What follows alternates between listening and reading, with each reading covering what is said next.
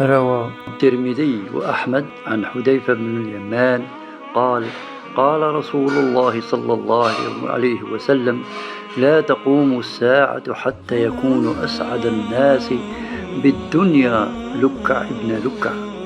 وحسنه الترمذي وصححه الألباني في صحيح الترمذي.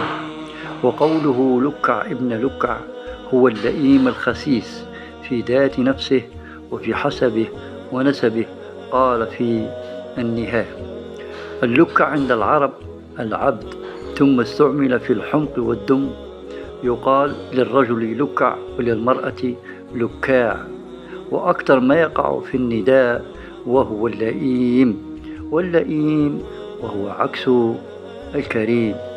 يعني مجمل الحديث هو أنه تقوم الساعة وتتحقق في وجود نوع من الناس لا يكفي أن يكون همه الدنيا فقط وحبها وملذاتها وشهواتها، بل إنه فوق ذلك فهو هذا النوع من البشر خسيس ودليل ولئيم، لا كرم فيه ولا شرف له، ومرتبته دنية، لا من حيث الحسب والنسب فقط، بل من حيث المروءة والشهامة وانعدام الحياء فيه.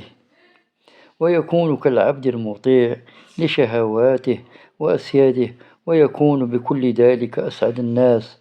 والمراد أن سعادته لشعوره هو فقط، وليست هي السعادة الحقيقية التي يحس ويشعر بها وبحلاوتها المسلم في الدنيا، وتتحقق له في الآخرة أيضا، والله أعلم.